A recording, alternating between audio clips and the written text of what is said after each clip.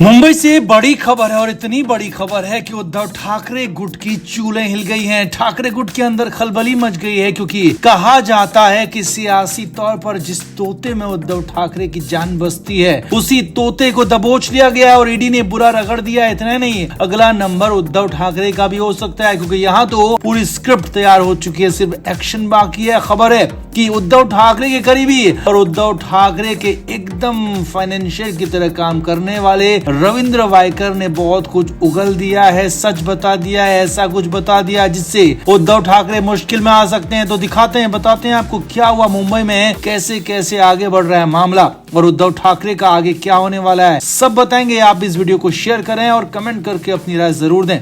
तो महाराष्ट्र की सियासत में एक बार फिर उबाल है क्योंकि उद्धव ठाकरे के बेहद करीबी और एक तरह से ठाकरे गुट के फाइनेंसर कहे जाने वाले, माने जाने वाले रविंद्र वाइकर ईडी के रडार पर आ गए हैं। वाइकर से करीब 9 घंटे तक सवाल जवाब किए गए। अब सवाल सिर्फ इतना नहीं है कि वाइकर से सवाल किए गए, बल्कि आगे की कहानी यह है कि वाइकर ने कहीं उद्धव ठाकरे का नाम तो नहीं उगल दिया, तो असल में बीजेपी के नेता किरीट सोमैया के आरोपों के बाद महाराष्ट्र में आर्थिक अपराध शाखा ने केस दर्ज किया और उसी को आधार बनाकर ईडी ने मनी लॉन्ड्रिंग की भी जांच शुरू कर दी। रविंद्र वाइकर पर आरोप है कि मुंबई में बीएमसी का एक प्लॉट था जो कि बगीचे के लिए था, लेकिन उसे गलत तरीके से वाइकर ने अपने पास लिया और आरोप है कि उस पर 5 स्टार होटल भी बना दिया। अब किरीट सोमैया का कहना है कि ये घोटाला 500 करोड़ से भी ज्यादा का है और इसमें सोमैया के मुताबिक सीधे सीधे रविंद्र वाइकर के साथ साथ संजय राउत और उद्धव ठाकरे का भी हाथ है, क्योंकि जब वाइकर को ये जमीन दी गई थी तो तब महाराष्ट्र में उद्धव ठाकरे की सरकार थी और उस सरकार में सबसे ज्यादा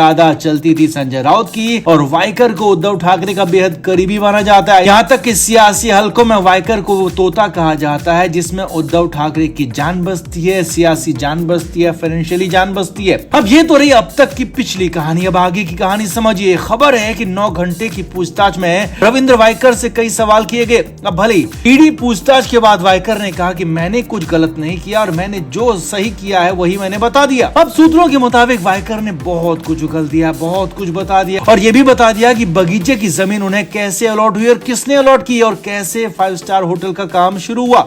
आगे देखिए, सूत्रों के मुताबिक ईडी की पूछताछ में कुछ सवाल उद्धव ठाकरे और उनकी सरकार को लेकर भी थे और सूत्रों के मुताबिक वाइकर ने बहुत सारे सवालों के सीधे सीधे जवाब दे दिए हैं। बहुत बार उद्धव ठाकरे का नाम भी लिया। अभी नाम कैसे कैसे लिया, किस किस मामले में उद्धव ठाकरे का नाम आया, ये तो अभी धीरे धीरे पता चलेगा, लेकिन हाँ, सूत्रों के मुताबिक ये कंफर्म है कि कई बार उद्धव ठाकरे का नाम लिया, कई बार उनका जिक्र आया। खबर है कि वाइकर को फिर से पूछताछ के लिए बुलाया जा रहा है और इस बार और ज्यादा स्पेसिफिक होकर और ज्यादा कंफर्मेशन के साथ उद्धव ठाकरे को लेकर सवाल पूछे जाएंगे। वाइकर को उनका जवाब देना ही होगा। खबर है कि ईडी इस मामले की तह तक जाने की कोशिश में है और उद्धव ठाकरे तक अगर मामला पहुंचता है, क्योंकि उनकी सरकार में ये सब कुछ हुआ, तो ईडी उसके बाद भी एक्शन के लिए तैयार है। यानी कि वाइकर तो सिर्फ मोहरा है और असली टारगेट तो उद्धव ठाकरे ही है। फिलहाल के ईडी के एक्शन से तो यही नजर आ रहा है। खबर है कि पूरी स्क्रिप्ट तैयार हो चुकी है, अगली बार क्या सवाल पूछे जाएंगे वो भी तय है, तैयार हैं और बस इसमें एक्शन होना बाकी है जो कि बहुत जल्द से जल्द हो जाएगा। और अब लोकसभा चुनाव से पहले ईडी के वैसे ही कई जगहों पर छापे चल रहे हैं। विपक्षी नेता भी आरोप लगाते हैं कि यह सब कुछ मोदी और अमित शाह के इशारों पर हो रहा है और इधर महाराष्ट्र में भी ईडी का एक्शन ताबड़तोड़ जारी है। उद्धव ठाकरे के करीबियों पर निशाने लगाए जा रहे हैं। वाइकर ने बहुत कुछ उगल दिया है और जो भी हो, हाँ, लेकिन ये तय है कि लोकसभा चुनाव से पहले अब फाइनली उद्धव ठाकरे भी बड़ी मुश्किलों में आ सकते हैं, क्योंकि वाइकर ने अभी तो सिर्फ उद्धव ठाकरे का नाम लिया और अगली बार कहीं पूरा का पूरा मुंह खोल दिया तो बहुत सारे लोगों के लिए बहुत बड़ी दिक्कतें आ जाएंगी। तो जैसे जैसे मामला आगे बढ़ेगा, जैसे जैसे पूरा मामला सामने आएगा, डिटेल सामने आएगी, वैसे ही हम भी आपको बताएंगे। लेकिन फिलहाल आपका इस पूरे एक्शन पर क्या कहना है? क्या वाइकर के बहाने उद्धव ठाकरे पर लगाए जा रहे हैं निशाने? क्या उद्धव ठाकरे को ये पूछताछ और ये ईडी का एक्शन लोकसभा चुनाव में भारी पड़ जाएगी? कमेंट करके आप जरूर बताएं